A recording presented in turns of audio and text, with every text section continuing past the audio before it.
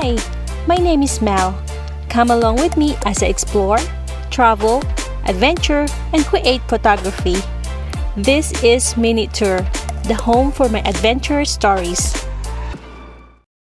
This is Petit Jean State Park, a 3,471-acre park in Conway County, Arkansas. This is a peaceful place to enjoy breathtaking views. Petit Jean State Park is a piece of natural beauty in Arkansas. It is the first and oldest state park. This is one of the overlooked areas. From this point, you can view the Arkansas River, Lac and Dam 9, Blue Point, and Ada Valley. The overlooks offer stunning and magical views with no hiking required. Here is the panoramic view from Petit Jean Mountain Overlook. This is Cedar Creek Falls Overlook, a short boardwalk trail that leads you to the scenic viewing of the waterfalls.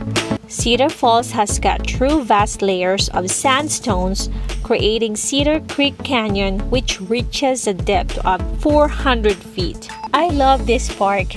It shows off the natural beauty of Arkansas.